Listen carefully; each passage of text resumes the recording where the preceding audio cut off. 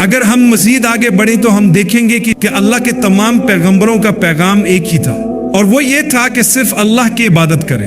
اللہ وہ ہے جس کی عبادت کی جاتی ہے، جس نے پوری کائنات کو پیدا کیا وہی اللہ ہے، جس نے آپ اور مجھے پیدا کیا وہی اللہ ہے، جس کی طرف میں اپنی موت کے بعد لوٹ کر جانے والا ہوں، اور پوری مخلوق جب ختم ہو جائے گی تو سب اسی کی طرف لوٹیں گے جس نے اس کائنات کو سب سے پہلے پیدا کیا، وہ ہے اللہ۔ اگر آپ تمام انبیاء کے پیغام پر غور کریں تو ان سب نے ہمیشہ اپنے پیروکاروں کو یہی کہا کہ صرف اپنے خالق کی عبادت کرو، اور وہ خالق کون ہے؟ وہی اللہ ہے، وہی معبود ہے، اللہ کے سوا کوئی اور نہیں۔ اللہ کی کسی بھی صفت میں کوئی اس کے برابر نہیں ہے، نہ ہی اس درجے پر ہے جو اللہ کے پاس ہے۔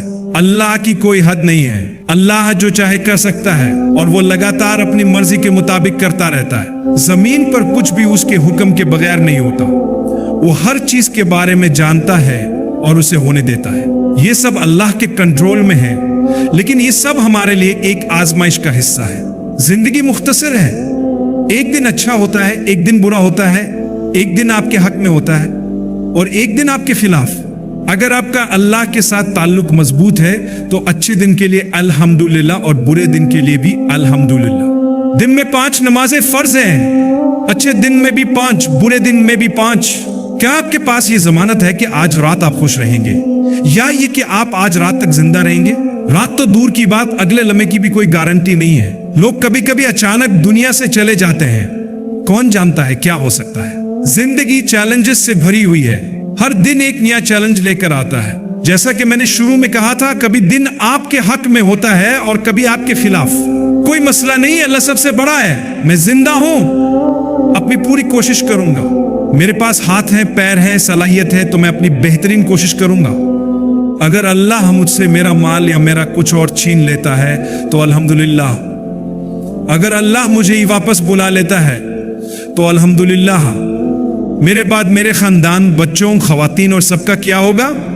پریشان نہ ہوں میرے بھائی، بالکل پریشان نہ ہوں۔ جو دوسروں کے خاندانوں کے ساتھ ہوا، آپ کے خاندان کے ساتھ بھی ویسا ہی ہوگا۔ ایک چیز ہے جو ہمیں اپنی زندگی میں ضرور پیدا کرنی چاہیے، وہ ہے یقین، یعنی اللہ پر یقین۔ آپ کا ایمان اور بھروسہ اللہ پر مضبوط ہونا چاہیے۔ سوچئے 20 سال پہلے آپ کہاں تھے اور آج کہاں ہیں؟ 30 سال پہلے آپ کا کیا حال تھا اور آج آپ کس حال میں ہیں؟ اللہ کی قسم، آج آپ پہلے سے بہتر حالت میں ہیں۔ یہ سب اللہ کا کرم ہے۔ جب آپ اس دنیا میں آئے تھے، آپ کے پاس کیا تھا؟ کچھ بھی نہیں، نہ کپڑے تھے، نہ کوئی چیز، نہ بات کرنا آتا تھا، نہ چلنا۔ آپ روتے ہوئے دنیا میں آئے تھے، پھر اللہ نے آپ کو سکھایا، آپ کو دیا، اور آہستہ آہستہ آپ کو سب کچھ عطا کیا۔ آج جو کچھ بھی آپ کے پاس ہے، کیا آپ یہ لے کر پیدا ہوئے تھے؟ نہیں۔ آپ کے کپڑے، موبائل فون، گھڑی، سب اللہ نے دیا ہے۔ اب اگر کبھی اللہ یہ سب کچھ واپس لے لے تو افسوس یا غم نہ کریں۔ آپ یہ سوچیں، کچھ سال پہلے میرے پاس کچھ بھی نہیں تھا، پھر اللہ نے دے دیا۔ اگر اللہ نے پہلے دیا تو وہ دوبارہ بھی دے گا۔ بس اپنا یقین مضبوط رکھیں اور اللہ پر بھروسہ کریں۔ کل سے دوبارہ شروع کریں، نئے سرے سے محنت کریں اور اللہ پر توکل رکھیں۔ زندگی میں مشکلات آئیں گی، کبھی آپ سب کچھ کھو دیتے ہیں، لیکن یاد رکھیں جتنا پہلے اللہ نے دیا وہ پھر دے گا۔ بس شکر ادا کریں، اپنے دین کا، اپنے گھر والوں کا خیال رکھیں اور ہمیشہ اللہ پر بھروسہ کریں۔ اگر آپ سچے مومن ہیں تو اللہ کبھی آپ کو تنہا نہیں چھوڑے گا۔ سچا مومن اللہ پر بھروسہ کرتا ہے، وہ کہتا ہے اللہ میری حفاظت کرے گا، اللہ میرا خیال رکھے گا، اللہ مجھے رزق دے گا۔ آپ نے آج صبح کھانا کھایا؟ جواب ہوگا ہاں۔ کیا آپ آج رات سے پہلے کھائیں گے؟ جواب ہوگا ہاں۔ ذرا سوچیں، یہاں ہزاروں لوگ ہیں، ملک میں لاکھوں اور دنیا میں اربوں، ہر ایک کو کھانے کی ضرورت ہے، لیکن یہ صرف انسان ہیں۔ زمین پر کتنے جانور ہیں؟ واللہ کھربوں اور بے شمار۔ ہر دن ان سب کو کھانے کی ضرورت ہے۔ اللہ فرماتا ہے زمین پر کوئی بھی جاندار ایسا نہیں جس کا رزق اللہ کے ذمہ نہ ہو۔ اللہ جانتا ہے کب کوئی پیدا ہوتا ہے اور کب مرتا ہے، کہاں رہتا ہے اور کہاں جاتا ہے، سب کچھ اللہ کے علم میں ہے۔ تو اللہ کے لیے یہ ایک چھوٹی بات ہے کہ آپ کو آج ایک پلیٹ کھانے کی عطا کرے جو بہت لذیذ ہو۔ اللہ کے لیے یہ بہت معمولی بات ہے۔ اللہ نے آج اربوں لوگوں کو کھانا دیا ہے۔ آپ کو لگتا ہے کہ وہ آپ کو بھول جائے گا، وہ آپ کو کبھی نہیں بھولے گا۔ اللہ کا شکر ادا کریں، اپنے تعلق کو اللہ کے ساتھ مضبوط کریں۔ اللہ رزق کے دروازے کا مالک ہے، गलत दरवाजे पर दस्तक ना दें, सही दरवाजे पर दस्तक दें। कौन सा दरवाजा है जिस पर आपको दस्तक देनी चाहिए? अल्लाह के दरवाजे पर दस्तक दें, वो आपको सब कुछ अता करेगा, क्योंकि सब कुछ उसी का है। हम किसी और दरवाजे पर क्यों दस्तक दें जबकि अल्लाह के सिवा कोई कुछ नहीं रखता? अल्लाह पूरी कायनात का मालिक है। मैं किसी ऐसे दरवाजे पर क्यों दस्तक दूं जो किसी का मालिक ही नहीं है? वो तो कुछ भी नहीं रखता। मैं उस दरवाजे पर कैसे दस्तक दे सकता हूं? ए अल्लाह, मैं आप ही के दरवाजे पर आऊंगा, किसी और के नहीं। मेरी दुआएं, मेरी उम्मीदें सिर्फ आपसे हैं।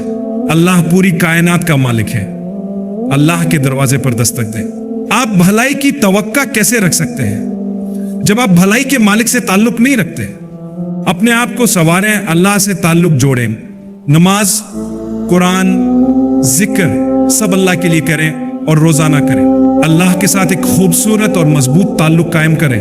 जब आप अल्लाह से मोहब्बत करेंगे और उस पर यकीन रखेंगे तो अल्लाह आपको नवाजेगा, आपको अता करेगा और आपकी तमाम जरूरियात पूरी करेगा। यकीन का ये दर्जा कितना खूबसूरत है कि जब कुछ गलत हो जाए तो आप खुद से कहें कि मेरे लिए ये गलत है, लेकिन अल्लाह के लिए ये ठीक है।